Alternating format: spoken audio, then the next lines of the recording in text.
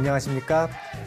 청춘들을 위한 행복 프로젝트 절에서 만난 친구들 절친의 원빈입니다. 반갑습니다.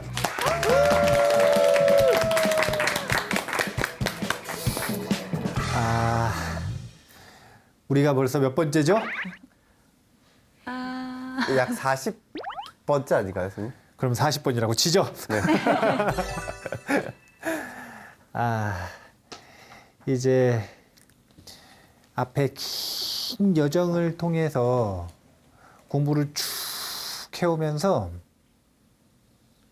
지난번 전에, 그러니까 3회 전, 그 전에 이제야 예비 수행이 끝난 거예요.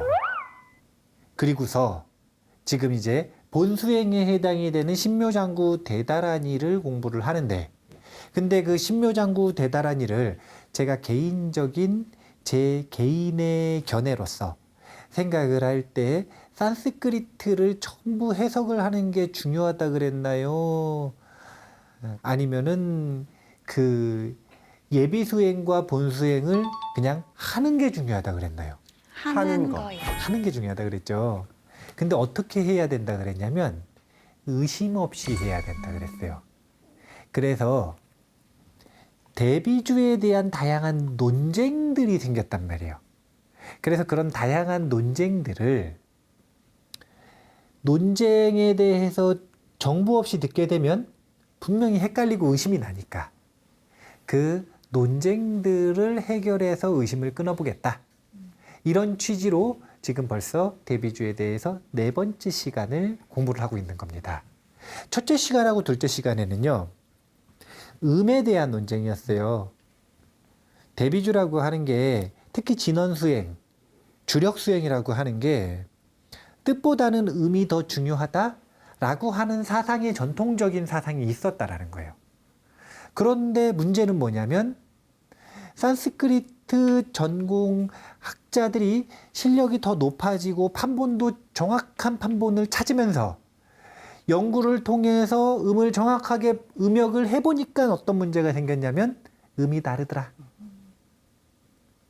그래서 음이 달라도 괜찮은가? 공덕이 있는가? 뭐라고 답변을 했냐면 있다. 걱정 안 해도 된다. 다만 그게 원조집은 아니니까 원조라고 막 우기면 안 돼요. 아닌 걸 가지고. 틀린 건 틀렸다라고 인정을 하는 거예요. 그리고 그 틀린 부분을 장기적으로 이 정도 수준까지는 좀 교정을 할 필요가 있다라는 것들을 개인의 의견으로 말할 게 아니라 결집을 좀 했으면 좋겠다. 그리고 사실은 이미 하고 있을 거라는 것.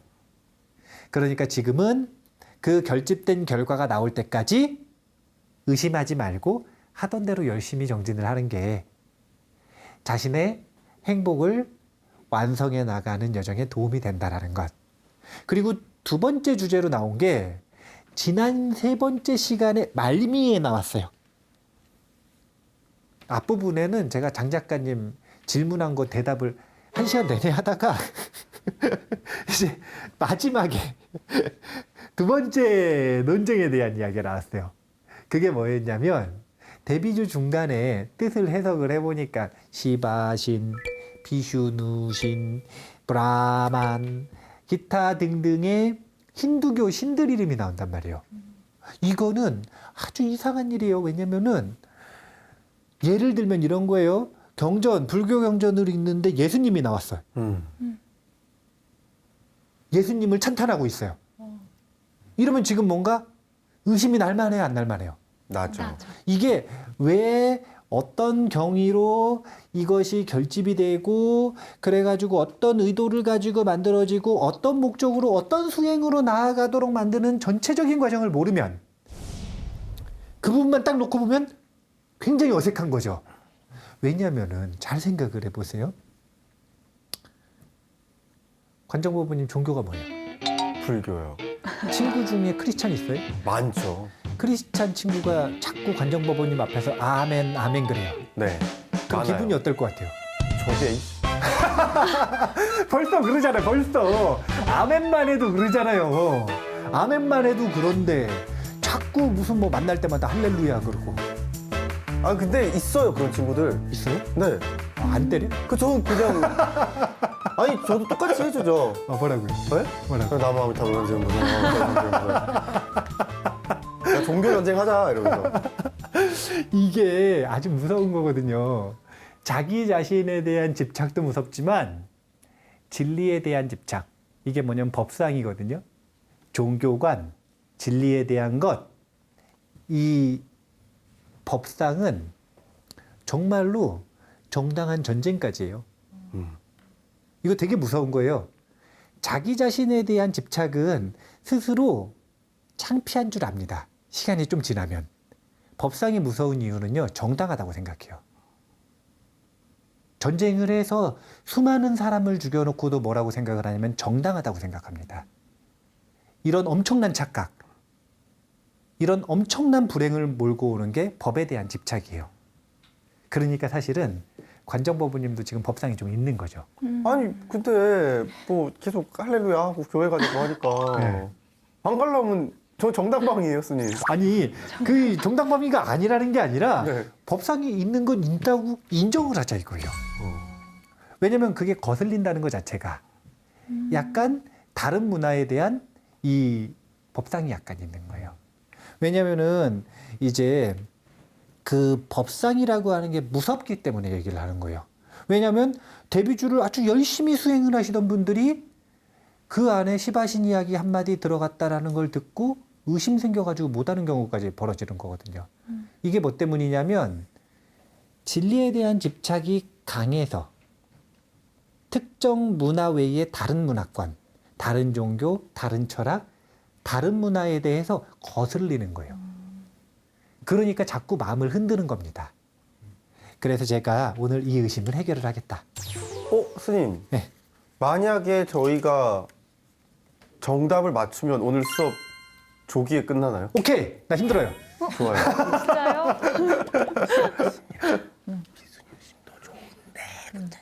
조기 종강할 것 같습니다. 예, 좋습니다. 뭐예요?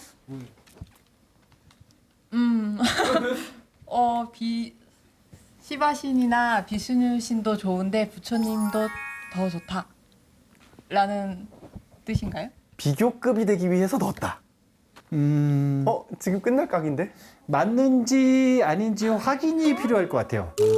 아니 스님 정답이면 그냥 자, 끝내면 되잖아요. 자, 확인이 필요할 아니, 것 같네요. 끝나고 그냥 아니야. 끝나고 그냥 저기 천수경 독송 VCR 한 시간 나가면 돼.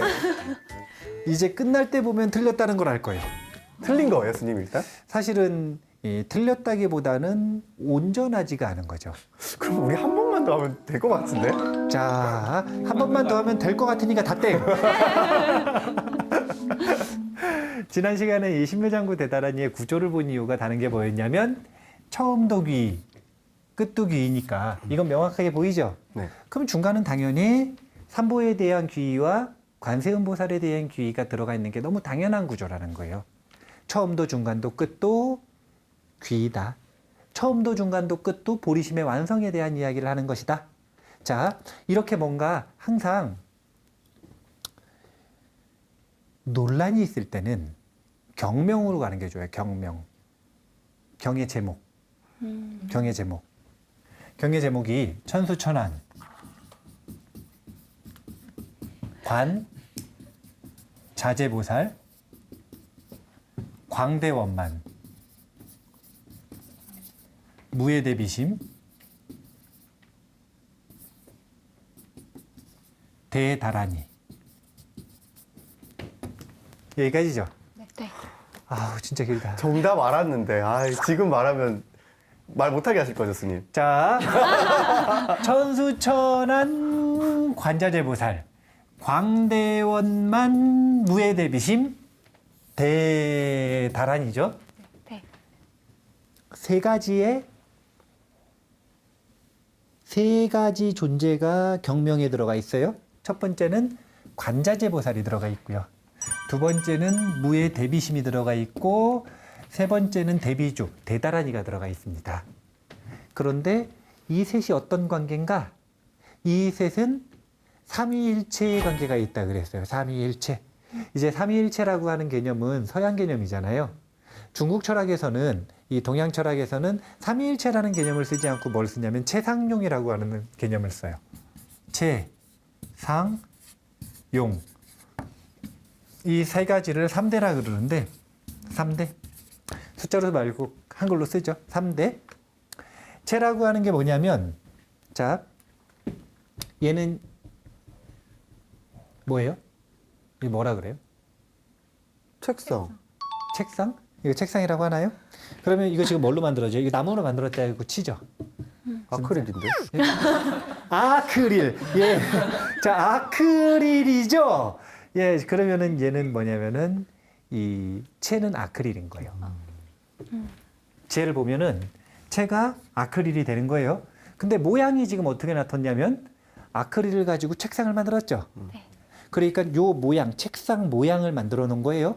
쓰임은 근데 지금 우리가 여기 이렇게 앉아 있는 게 아니라 약간 이렇게 경탁처럼 쓰고 있잖아요. 그러니까 쓰임은 요런 거예요. 이런 식의 어떤 존재를 분석을 할 때 그 본체가 뭔지, 그것은 어떤 모양으로 나타났는지, 그리고 어떤 쓰임이 있는지 이 여러 가지 측면을 가지고 보는 게 채상용 3대로 그 존재를 바라보는 거예요. 그래서 이 얘기를 왜 하냐면 관세음보살님의 실체가 뭐냐 이거예요. 관세음보살님은 역사상에 존재했던 인간인가요? 아니요. 그럼 그냥 천신이에요? 아니죠. 그럼 뭐예요, 관세음보살님은? 우리 마음속에 보리심? 보리심. 보리심은 요 셋 중에 뭐가 보리심인가요? 뭐지? 무의 대비심? 왜? 그거라고 말씀을 하셨었잖아요. 그러니까 왜요? 왜 무의 대비심이 보리심이에요? 명칭에 보면 있잖아요. 힌트를 주십시오. 무의 플러스 대비심인데 대비심은 자비심이잖아요. 네네. 그리고 무에 걸림없는 건 지혜거든요. 그래서 보리심은 지혜와 자비의 합일이에요. 그렇기 때문에 명칭에 딱 보면 사람들이 무의 대비심을 자꾸 대비심, 자비심인 줄 안단 말이에요. 근데 무의 대비심은 보리심이에요. 보리심. 그래서 보리심과 관자재보살과 다란이는 채상용 3대의 관계에 있는데 채에 해당되는 게 바로 보리심이라는 거예요. 근데 그 중에서도 관세음보살님은 특히 자비의 와신이다. 보리심이라고 쓰지만 그 중에서 자비심을 전면으로 내세웠어요. 내세웠어요. 이것이 채가 되고 상은 관세음보살로 나타났죠. 그리고 그 쓰임, 용은 대비주로서 표현이 된다라는 거예요. 지금 요 천수경 속에서. 그래서 지금 이 셋이 삼위일체, 채상용의 관계에 있다. 그렇다면 대비주를 공부를 할 때 신묘장구 대다란이라고 하는 건 결국은 관세음보살 그 자체라고 볼 수도 있죠. 신묘장구 대다란이라고 하는 건 보리심 그 자체라는 거예요. 보리심 그 자체. 관세음보살에게 관세음보살님이 대비주를 쭉 설명을 했는데 재석천왕인가 천시인이 관세음보살님께 묻는 거예요. 뭐라고 묻냐면 이렇게 훌륭한 대비주 다란이를 설해 주셨는데 이 대비주의 모양이 무엇입니까? 물어봐요. 모양이 무엇입니까? 물어봐요. 모양이 무엇입니까? 그러니까 뭘 얘기를 하시냐면 11가지 마음으로서 이 대비주를 비유를 합니다. 11가지 마음이 대자비심, 평등심, 무의심, 무염착심, 공관심, 공경심, 그리고 비하심, 무잡난심, 무뇌해심, 무견취심, 그리고 마지막이 무상보리심. 무상보리심. 무상보리심. 이 11가지가 전부 보리심이에요. 이 보리심을 완성해 나가는 과정에서 우리가 닦아야 되는 마음이 11가지 모양으로 드러나는 거예요. 이 중간 과정은 전부 다 그래서 뭐냐면 관세음보살님의 마음이에요. 관세음보살님의 마음. 그러니까 그 중간중간에 나오는 시바신, 비슈누, 힌두 신들이 전부 관세음보살님의 마음을 보여주는 전설, 신화, 예화들이 있는데 그 예화들을 가지고 지금 관세음보살님을 힌두를 알고 있는 인도 사람들한테 가리키고 있는 거예요. 예를 한번 들어보자 이거. 예를 들면 아주 재밌어. 재미가 있어야 되는데. 이제 그 쭉 읽다 보면 옴사르와 바이에수 뜨라나까라야라고 하는 부분이 있어요. 아마 옴살바 바이에수 거기겠죠. 네. 원어가 옴사르와 바이에수 뜨라나까라야인데 이 부분이 해석을 하면 모든 공포에서 피난처를 베푸시는 님께 이런 뜻이에요. 그러니까 원래는 지금 처음에 삼보에 귀의하고 관세음보살님께 귀의했죠. 끝에도 삼보에 귀의하고 관세음보살님께 귀의했죠. 그럼 중간에 찬탄을 한다면 전부 누굴 찬탄하고 있는 거예요? 관세음보살을 찬탄하고 있겠죠. 그러니까 관세음보살이 바로 모든 공포에서 피난처를 베푸시는 님이라는 뜻이에요. 그런데 여기서 문제가 뭐가 생긴 거냐면 그냥 너무 당연하게 뜻을 번역을 해보기 전엔 그렇게 생각을 했는데 직접 번역을 해보고 인도 신화들을 연구를 해보니까 여기서 모든 공포에서 피난처를 베푼 님, 그 님이 누군 걸 안 거냐면 깔라하라라고 하는 존재인 걸 안 거예요. 여기 뒤에 보면 까라야가 있어요. 따가라야. 옴사르와 바에서 뜨라나 까라야가 있는데 이 까라야가 깔라야나를 이야기한다라는 걸 알게 된 거예요. 이 깔라하라라고 하는 존재가 누구냐? 깔라를 죽였다 이거예요. 깔라를 추방한 자라는 뜻이에요. 깔라가 누구냐면 시간의 여신이에요. 시간의 여신으로서 힌두 신화에 보면은 막 이렇게 뱀들 막 이렇게 있고 머리에서 막 불 나오고 막 되게 무섭게 생긴 여자 있어요. 이 여인이 이 깔라하라 깔라 시간의 여신이거든요. 시간을 지배하는 여신. 시간을 지배하는 여신이 도대체 뭘 상징하느냐 인간에게. 늙어서 죽는 거? 그렇죠. 죽음을 상징하는 거예요. 깔라 시간을 상징하는 건 누구를 상징하는 거냐면 죽음을 상징하는 거예요. 신들은 죽음을 피할 수 있을까요, 없을까요? 안 죽어요. 죽어. 여기 사천왕천하고 도리천쯤 가잖아요. 사천왕천은 인간 시간 개념으로 환산을 하면 360만 년 정도 산대요. 한 층당 수명이 4배 정도 늘거든요.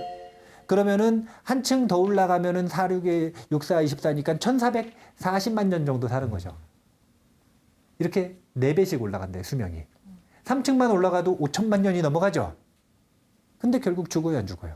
죽어요. 깔라의 지배하에 있는 거예요. 깔라가 그 여러 천신들 중에 힌두에는 가장 고위신 중에 하나가 브라흐만이란 말이에요. 브라흐만. 근데 그 브라흐만의 아들이 있었는데 이 아들이 17세에 죽게 되어 있었던 거예요. 그럴 운명이라. 그래서 17세에 딱 깔라가 데리고 가려고 하는데 그때 시바신이 이 17세 브라흐만의 아들을 구해주기 위해 깔라를 추방시키고 죽였다 이거예요. 그런데 이것은 상징이라 브라흐만의 아들을 구하기 위해 이거는 누구를 구하기 위해인 거냐면은 자, 이 존재를 구하기 위해서 깔라를 추방시켰어요. 그럼 누가 다 구해줬어요? 사람들 전부. 왜냐하면 사람은 뭐가 제일 무섭냐면 자, 돈 잃는 게 무서워요? 죽는 게 무서워요? 둘 다. 자, 여기서 옆에서 누가 총을 딱 겨누고 돈 잃을래? 죽을래? 그럼 뭐 잃을 거예요? 돈 주겠죠. 돈 주겠죠. 자, 그냥 죽을 거냐, 팔 하나 자를 거냐 그러면요. 아우 왜 이러세요, 스님? 그러니까 둘 중에 하나 선택을 해야 된다면. 참 잘라야죠 뭐. 그러면은 명예가 추락하겠느냐, 죽을 것이냐 그러면요. 근데 요건 좀 사람마다 다를 것 같아요. 예. 자결하는 사람들도 있잖아요. 근데 우리가 그렇게 명예가 높지 않으니까. 그렇죠. 그렇죠. 우리한테 해당이 안 돼요. 아니, 사람에게 뭐가 제일 잃는 것이 두려운 대상이냐면 목숨이에요. 그리고 이 목숨은 누가 관장하고 있었던 거냐면 시간의 여신 깔라가 관장하고 있던 거예요. 가장 큰 두려움인데 그 깔라를 추방시켜 줌으로써 시바신이 인도인들에게 이 신화의 등장으로 이 신화가 가지고 있는 의미가 이 인기 투표하면 1위가 될 수밖에 없는 브라만, 시바, 비슈누 이 인도의 3대 신인데 힌두의 3대 신인데 이 중에서 시바 신이 제일 인기 많거든요. 언뜻 보면 이해가 안 돼요. 왜냐하면 시바 신은 파괴의 신이에요. 맞아. 파괴의 신인데 인기가 제일 많아. 왜 그러냐면 굉장히 파괴의 신인데 헌신적이고 자비로운 모습들을 많이 보여요. 인간이 가지고 있는 가장 큰 두려움을 없애준 분이라. 그러니까 생사의 고통에서 벗어나도록 도와주시는 분이 바로 이 깔라하라. 깔라를 추방한 시바신의 신화를 모티브로 삼아가지고 여기서 예를 든 건데 이것이 누구라고 얘기를 하는 거냐면 그 시바신이 깔라를 추방해가지고 모든 존재를 죽음으로부터 구해줬어요. 그 대자비심을 지니고 있을 때 그 대자비심이 누구라고 얘기하는 거냐면 관세음보살이라고 얘기를 하는 거예요. 그것이 바로 관세음보살이 시바신의 몸을 나터서 화신으로서 존재를 구한 것이다. 이 얘기를 지금 하는 거예요. 불사의 문을 열고 불사의 문으로 중생을 이끄는 것, 이것이 바로 관세음보살이다. 이 얘기를 하는 거예요. 근데 지금 이거 하나 들어가지고 잘 모르겠죠? 네. 자, 시바신 두 번째 해볼게요. 네, 시바신. 발음 잘해야 돼요. 발음이 이번에 두 번째 시바신은 시바신 중에 여기 목젖이 퍼런 시바신이 있어요. 목이 부었나요? 여기 목젖에 여기 퍼런 게 있어요. 이게 이제 청경존인데, 청경존. 이제 닐라칸타 나마 흐리다얌 아와르 따이시아미. 어딘지도 모르겠죠. 어딘지도 모르겠죠. 이걸로 퀴즈해도 재밌겠다. 이걸로 퀴즈해도 재밌겠다. 어디 같아요? 니라간타 나마 카리나야 밥. 거기 맞네요. 맞는 것 같아요. 닐라칸타 나마 흐리다얌 아와르따 이시아미. 아유, 생각을 해보셔요. 지금 결집 빨리 되면 우리 큰일 나요. 지금 예전에 외우던 거 다 이렇게 외워야 돼요. 아우.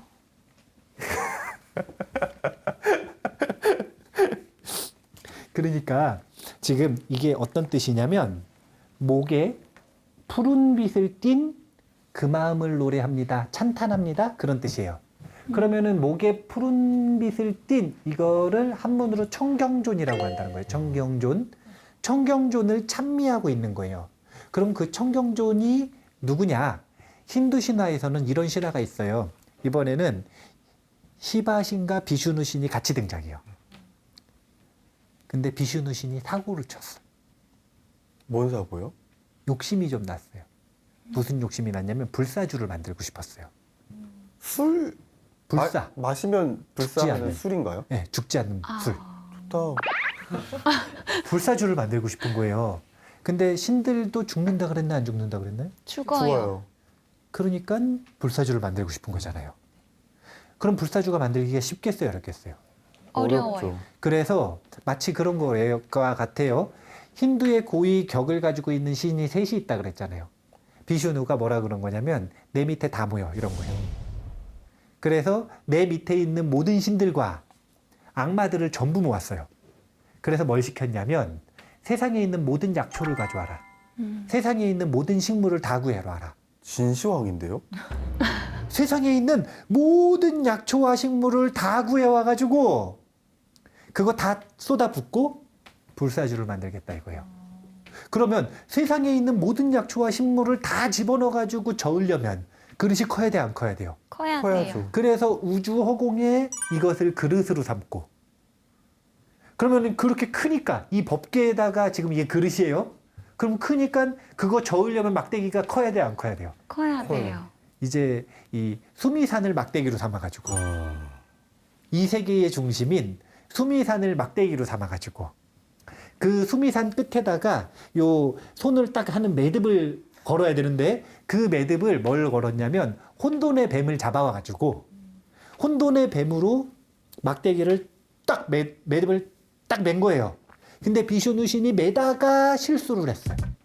놓쳤나요? 아니 너무 꽉 맸어요. 그럼 뱀이 어떻게 돼요? 죽어요. 죽기 싫으니까 뭘 하냐면 발버둥을 치잖아요. 그래서 본인이 품고 있던 독을 내뿜었다 이거예요. 아, 혼돈의 뱀이 품고 있던 독을 내뿜으니까 어떻게 됐냐면 그 근처에 있던 모든 신들과 악마들이 눈이 멀고 그 독성 때문에 이 법계 우주에 있는 모든 존재가 죽음의 위기를 맞은 거예요. 비슈누가 사고를 친 거죠.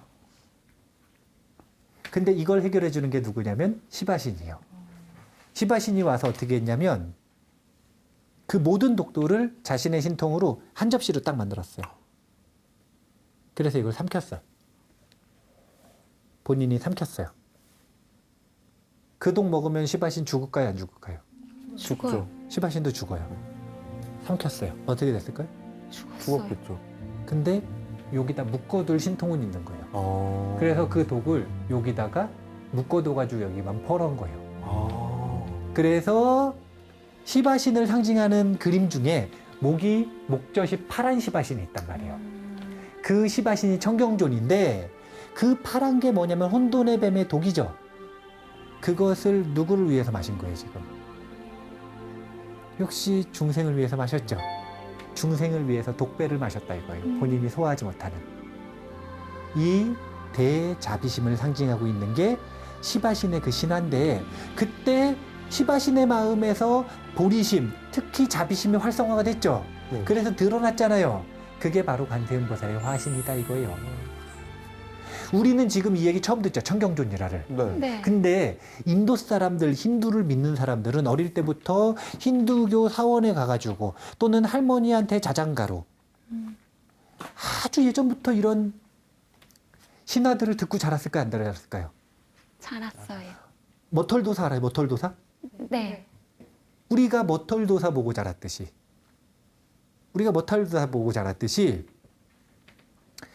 그 인도 사람들은 이 청경존의 신화를 딱 들으면서 그 대연민심에 감동하고 그 대연민심을 들으면서 나도 그렇게 돼야겠다. 그래서 자기 마음에 있는 대자비심을 일깨우는 훈련을 어렸을 때부터 문화로 하는 거예요. 그러면 그 사람들한테 가가지고 생판 모르는 다른 사람 얘기하면서 관세음보살 얘기를 하거나 무슨 보리심에 대해서 가리키거나 이러면은 좀 오래 해야 돼요, 안 해야 돼요?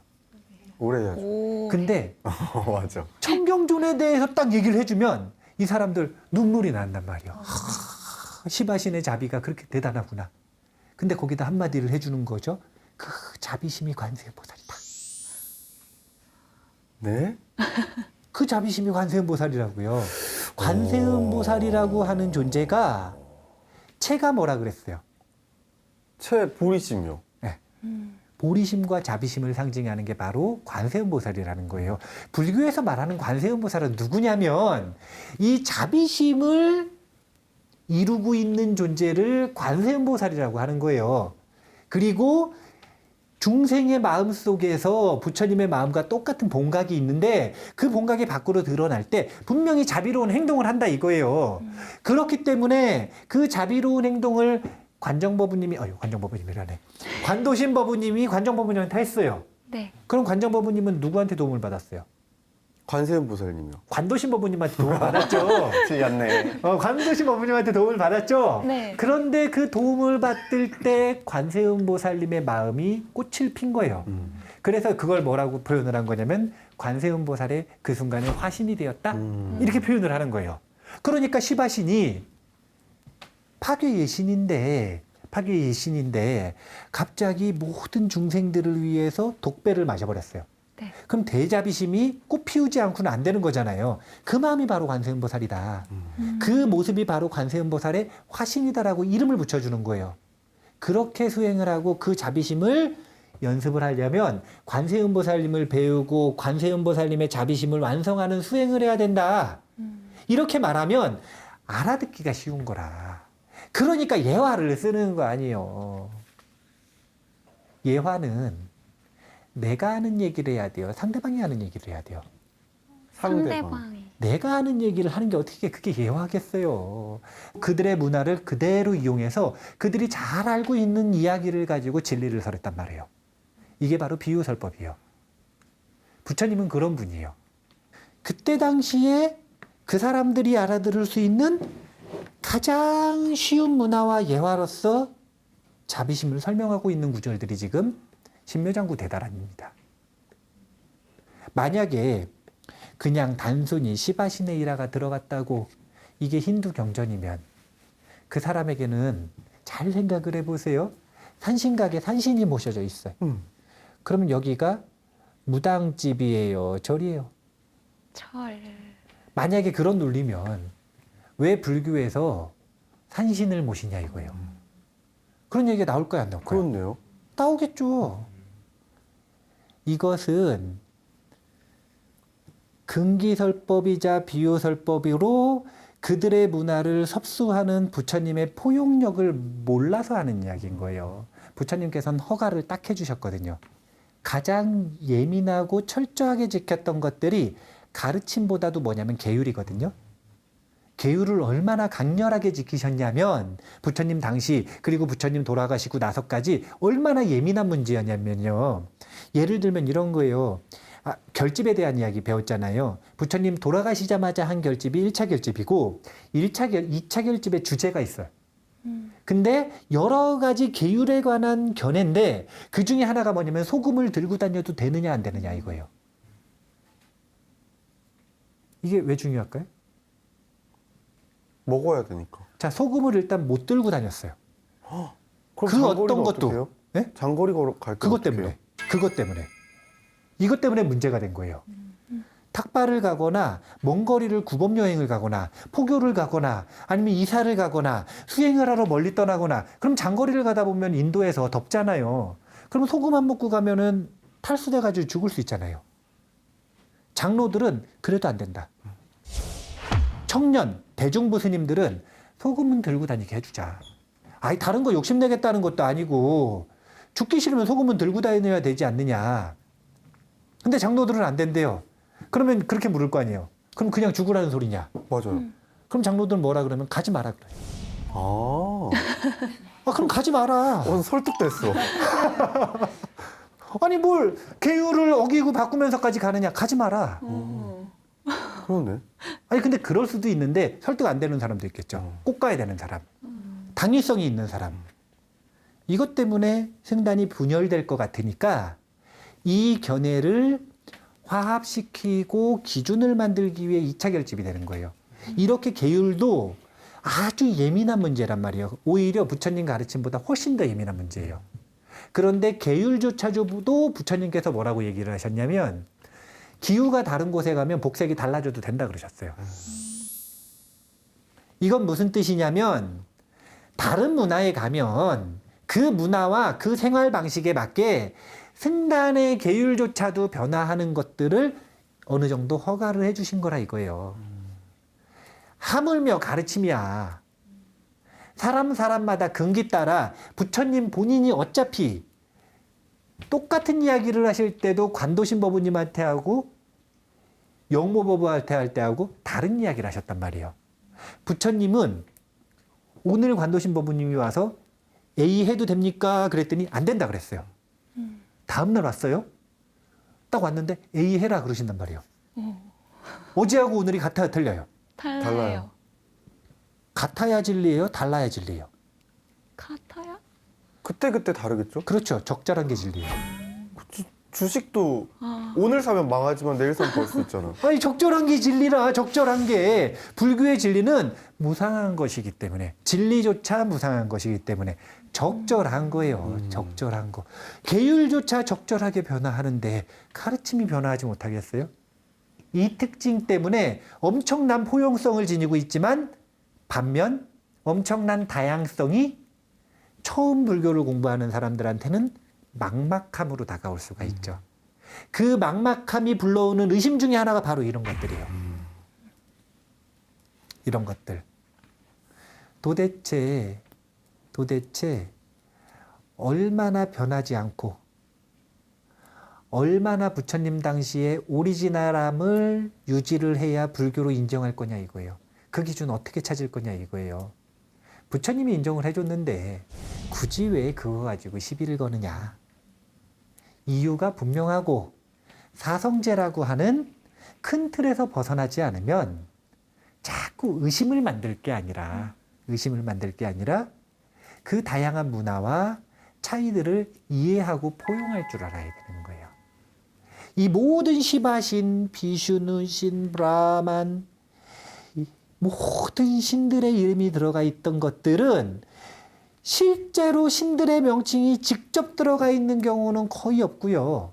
그 신화들이 모티브로 들어가 있어요. 그 신화를 예화로 써서 관세음보살님의 자비심을 보여주고 있는 것이다. 왜냐하면 그 이야기를 들으면 인도 사람들이 감동을 해서 그 안에 자비심의 꽃이 피니까. 그렇게 수행하는 거다. 그 마음으로 수행하는 거다. 그 마음으로 대비주를 읽는 것이다. 그 마음으로 보리심을 완성하는 것이다. 이렇게 그들을 설득하고 이렇게 그들을 감동시키고 이렇게 그들의 자비심을 완성해 주는 것들이 바로 대비주였다라는 거예요. 제가 신묘장구 대다라니의 구체적이고 정확한 뜻을 해석을 하는 게 중요하다 그랬나요? 별로 중요시 여기지 않나요? 별로 안 중요하다고 하셨죠. 그러니까 중요하지 않은 건 아닌데 이 강의에서는 중요하게 다루지는 않는 거죠. 왜 중요하게 다루지 않냐면 방금 청경존 이야기 들었는데 감동이 생겨요? 키. 딱히. 깔라하라 이야기 딱 들었는데 인도 사람인데? 여기다 점 찍으면 될 것 같아요. 깔라하라 이야기, 시간의 추방자 이야기 들었는데 감동이 막 와요? 그냥 신기하기만 하죠. 처음 들어보니까. 근데 그걸 만약에 어렸을 때 할머니한테부터 옛날 이야기로 백엔마트에서 계속 들었다고 생각해 보세요. 그 사람들은 감동이 올까요, 안 올까요? 와요. 오겠죠. 자기가 마음이 흔들릴 때마다, 자기가 악해지려고 할 때마다 그 이야기를 기억을 하면서 그 시바신의 모습, 그 시바신의 자비로운 모습을 자신의 삶의 기준으로 삼아서 닮아가려고 한참 노력을 하고 되새기고 그랬을 거 아니에요. 그 모든 노력들이 합쳐져서 이게 뭐냐면 지금 자비심을 관상하는 건데 마치 천수경을 읽는 것처럼 천수경을 관상하고 공부하는 것처럼 그것들을 매일매일 공부를 해가지고 마음에 되새겨 놨으니까 청경종 그러면 눈물이 나는 거라. 참회가 되고 자기가 화냈던 게 청경조는 일체 중생을 구제하겠다고 독배를 마시는데 자기가 화냈던 게 눈물이 나는 거라. 그런 사람들한테는 이게 효과적이겠죠. 하지만 한국 사람들한테 뜻을 굳이 해석을 해도 효과적일까요, 아닐까요? 아니겠죠. 물론 계속 얘기해주고 다양하게 얘기해주고 옆으로 다른 것도 얘기해주고 불교랑 연결시켜서 얘기해주고 인물 관계도도 그려주고. 한참 그러면 이제 요만큼 감동을 하겠죠. 네. 그렇지. 힌두신의 이야기 디테일한 내용들을 다 기억을 할 필요는 없다는 거예요. 뭐가 중요한 거냐면 그게 바로 보리심과 자비심을 상징하고 있다는 것. 그 이야기들을 듣고 우리 마음속에 자비심과 보리심의 씨앗들이 깨어나는 게 중요하다는 거예요. 그게 바로 관세음보살께 귀의하는 거예요. 그 마음이 깨어나기 시작하면 귀의가 시작되는 거고 그 마음이 나의 일상의식의 자리를 잡아서 자비심이 나의 일상이 되면 그러면 구경각에 가까워지는 거예요. 맨 끝에 이 모든 것들은 전부 보리심 아니에요. 신묘장구 대단하니 처음도 보리심, 중간도 보리심, 끝도 보리심, 맨 마지막에 사바 성취되기를. 그러니까 신묘장구 대다라니는 보리심 발언문이라, 보리심 찬탄문이라, 보리심을 완성하는 수행이라. 그러니까 그 속에 사실은 뭐 도깨비 이야기가 들어가든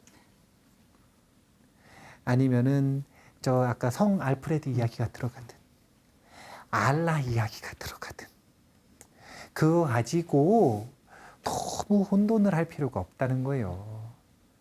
그런 껍데기가 아니라 그런 명칭, 개념, 이름이 아니라 그 근본이 되는 마음이 보리심이라는 것. 그걸 아는 것도 중요하고 그거보다 더 중요한 건 그걸 통해서 보리심이라고 하는 예비 수행을 지닌 채 신묘장구 대다라니 주력 수행을 간절하게 해나가면 자기 마음의 보리심이 완성의 길로 나아간다라는 것, 점점 자라난다라는 것, 이것을 기억을 해야 되는 거예요. 그러니까 음절이 조금 틀린 거 괜찮아요, 안 괜찮아요? 괜찮아요. 괜찮아요. 그러면은 힌두 신들 예화가 좀 들어간 거 괜찮아요, 안 괜찮아요? 괜찮아요. 괜찮아요, 괜찮아요. 어떤 이야기든 그 사람의 마음의 자비심이 일깨워진다면 부처님께서 선제라고 하셨을 겁니다.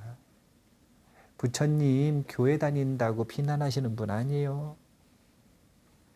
부처님은 열반으로 향하는가 향하지 않는가가 중요하신 분이지 교회 다닌다고 뭐라고 안 그러셔요. 인도 가가지고 힌두교 배운다고 뭐라고 안 그러셔요. 열반으로 나아가고 수행한다면 선제 찬탄하시는 분이에요. 앞으로 교회 다니는 친구들이 아멘이랑 할렐루야 하면 선제 이러겠어요. 아, 선제. 잘하고 있네. 잘하고 있다. 선제 그러면은 이제 너무 암호 같으니까 훌륭하다 그러죠. 훌륭하다. 훌륭하다고. 대자비심으로. 관세음보살의 마음으로. 그들에게 예수님이 돼주셔야 돼요. 그들의 마음으로. 아시겠죠? 해볼게요. 아유, 어쨌든 두 번째 의심거리를 살펴봤습니다. 구조로서 봐도 중간에는 분명히 관세음보살님에 대한 찬탄이 들어가 있는 것이다. 실제로 그 인도 신화를 구체적으로 살펴봐도 결국은 그 신들이 대비심, 자비심, 보리심의 꽃을 피우는 장면들을 보여줌으로써 관세음보살의 보리심을 찬탄하고 있는 것이다. 그것을 예화로 썼을 뿐이다. 이걸 잘 기억을 하셔서 의심하지 말고 우리가 앞부분 길게 배운데 다시 한번 보시고 보리심이라고 하는 마음이 어떤 마음인지 예비 수행의 그 보리심의 마음을 중요시 여기셔서 의심도 갖지 마시고 지금까지 하시던 대로 대비주 수행을 계속 잘 하셨으면 좋겠어요. 마치겠습니다. 청춘들을 위한 행복 프로젝트 절에서 만난 친구들 절친.